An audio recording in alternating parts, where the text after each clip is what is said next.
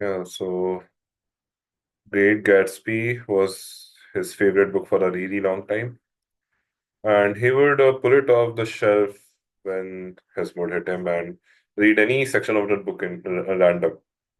Never once disappointed me. There wasn't a boring page in the whole book. I wanted to tell people what a wonderful novel it was, but no one around me had read The Great Gatsby or was likely to. Urging others to read F. Scott Fitzgerald, although not a reactionary act, was something one could do in 1968. When I did finally meet the one person in my world who had read The Great Gatsby, he and I became friends because of it. His name was Nagasawa. He was 2 years older than me, and because he was doing legal studies at the prestigious Tokyo University, he was on the fast track to national leadership. We lived in the same dorm and knew each other only by sight until one day when I was reading Gatsby in a sunny spot in the dining hall. He sat down next to me and asked what I was reading. When I told him, he asked if I was enjoying it. This is my third time, I said, and every time I find something new that I like even more than the last. And this is a thing that you would really find about, like, not just books, but anything that you watch, anything that you hear. Like, if you really like a particular story, you would want to get to the crux of it every now and then. You would want to, extract every little detail out of it, and you just can't get enough of it. You would want to keep rereading it again and again. And yeah, this man says he had read The Great Gatsby 3 times, he said as if to himself. Well, any friend of Gatsby is a friend of mine. And so we became friends. This happened in October. The better I got to know Nagasawa, the stranger he seemed. I had met a lot of weird people in my day, but none as strange as Nagasawa. He was a far more voracious reader than me, but he made it a rule never to touch a book by any author who had not been dead at least 30 years. That's the only kind of book I can trust, he said. It's not that I don't believe in contemporary literature, he added, but I don't want to waste valuable time reading any book that has not had the baptism of time. Life is too short. What kind of authors do you like? I asked, speaking in very respectful tones to this man 2 years my senior. Balzac, Dante, Joseph Conrad, Dickens, he answered without hesitation. Not exactly fashionable. That's why I read them. If you only read the books that everyone else is reading, you can only think what everyone else is thinking. That's the world of Hicks and Slobs. Real people would be ashamed of themselves doing that. Haven't you noticed, Watanabe? You and I are the only real ones in this dorm. The other guys are crap.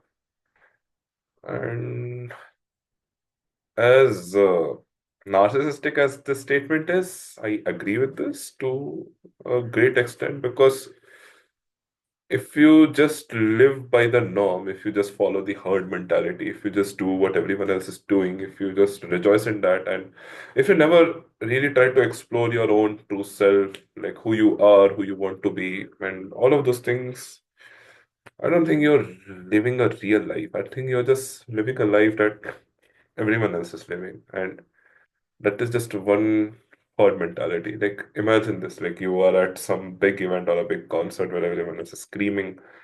And the time you're going back, just look back and see how many people are there with you.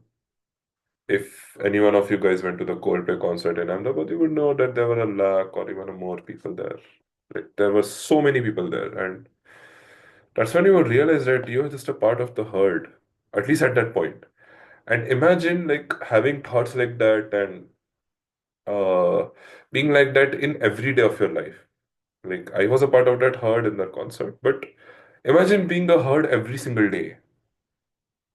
I can't imagine that life at all. Like, I would not feel that I'm alive, also, to be honest. In order to be alive, you have to be real. You have to be yourself. There is no other way. There isn't. This took me off guard. How can you say that? Because it's true. I know. I can see it. It's like we have masks on our foreheads, and besides, we have both read The Great Gatsby. I did some calculating, but Fitzgerald's only been dead 28 years. I said, so what? 2 years Fitzgerald's advanced. No one else in the dorm knew that Nagasawa was a secret reader of classic novels, nor would it have mattered if they had. Nagasawa was known for being smart. He breezed into Tokyo University, he got good marks, he would take the civil services exam, join the foreign ministry, and become a diplomat. He came from a wealthy family. His father owned a big hospital in Nagoya, and his brother had also graduated from Tokyo, gone on to medical school, and would one day inherit the hospital. Nagasawa always had plenty of money in his pocket, and he carried himself with real dignity. People treated him with respect, even the dog had. When he asked someone to do something, the person would do it without protest. There was no choice in the matter. Nagasawa had a certain inborn quality that drew people to him and made them follow him.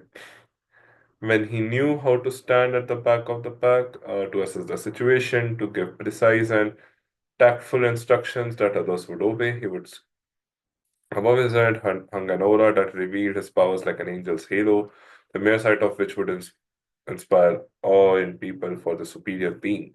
Which is why it shocked everyone that Nagasawa chose me, a person with no distinctive qualities, to be his special friend. People I hardly knew treated me with a certain respect because of it, but what they did not seem to realize was that the reason for my having been chosen was a simple one, namely that I treated Nagasawa with none of the other adulation he received from other people. Now, this is also very interesting because Nagasawa is a person who everyone has put on a pedestal. And maybe that is why he is also narcissistic to begin with. But Watanabe doesn't give two shits about that. And I've seen like whenever you are yourself, right? You won't put anyone actually on a pedestal. You would want to know the person from scratch. You wouldn't be intimidated by anyone. And whenever, people who are at the top, whenever they meet someone who isn't shocked to see them, they become interested in them. And that is what happened to Nagasawa as well, because he didn't treat him like everyone else did.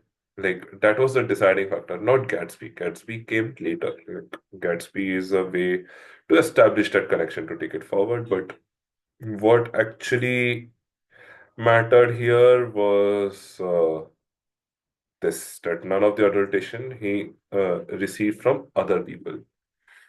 I had a definite interest in the strange, complex aspects of his nature, but none of those other things, his good marks, his aura, his looks impressed me. See, exactly what I told you. He didn't care about Nagasawa's materialistic things, Nagasawa's like personality and how people perceived him. He didn't care about any of that. This must have been something new for him. There were sides to Nagasawa's personality that conflicted in the extreme. Even I would be moved by his kindness at times, but he would just be as malicious and cruel.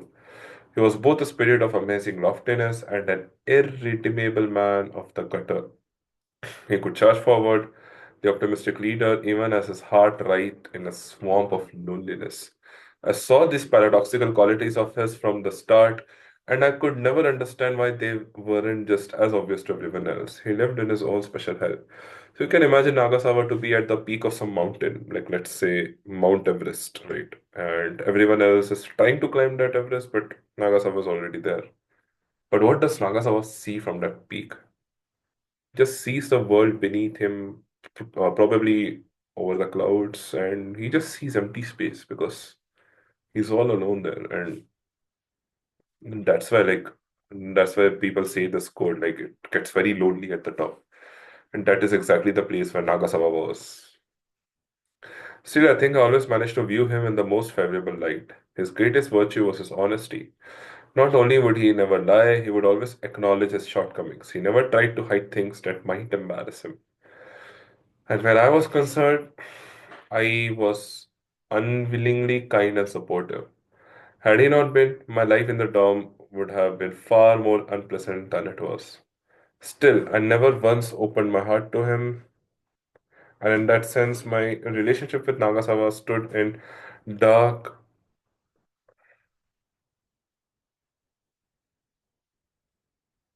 contrast to me and Kizuki. Give me a moment. The first time I saw Nagasawa drunk and tormenting a girl, I promised myself never under any circumstances to open myself to him.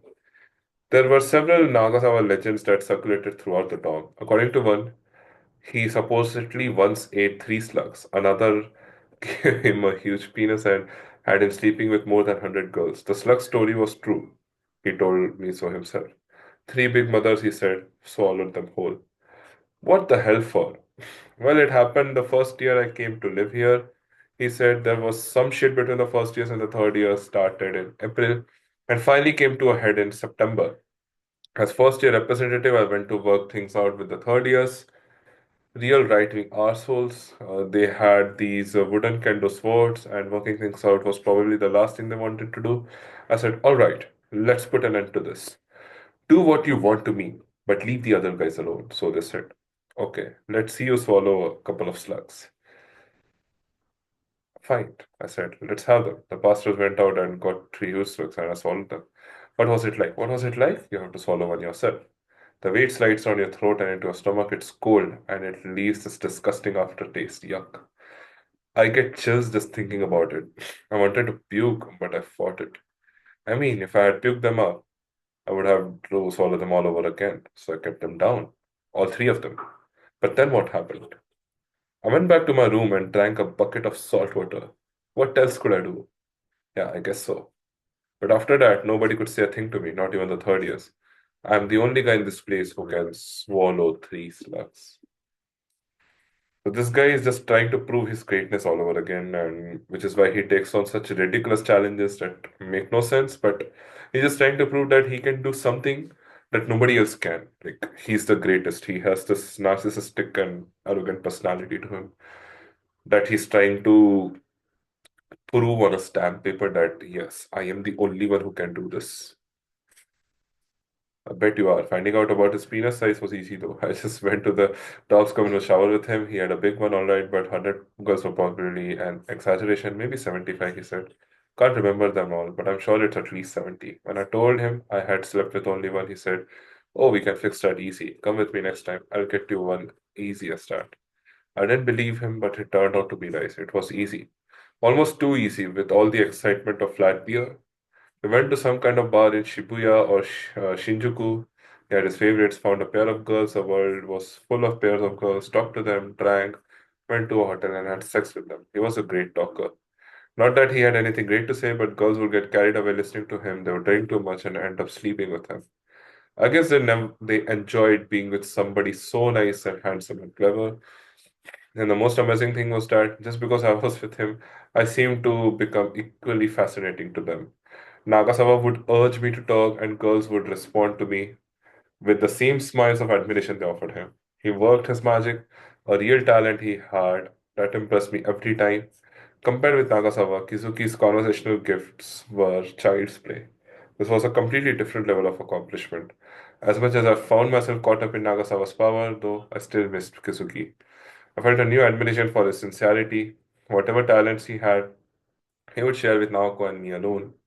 While Nagasawa was bent on disseminating his considerable gifts to all around him. Not that he was dying to sleep with the girls he found, it was just a game to him. Life itself seems like a game to Nagasawa at this point. He's just trying to prove these things. And it's like he pointed out very correctly. It's not like he wants to sleep with these girls around him. It's not like he wants to sleep with them, but he's doing it for the thrill of it. He's doing it because he can. There is absolutely no other reason why he wants to do this. Yeah, so guys, that's about like we're halfway through the third chapter, and like I leave it at that, and I would upload the other half the other some other time. But yeah, so far I am again glued to this book, and I hope to finish it. And this time I'll be pretty sure to upload videos more consistently so that you all also get to read with me. Yeah. Thank you so much for sticking around and hope you have a great day.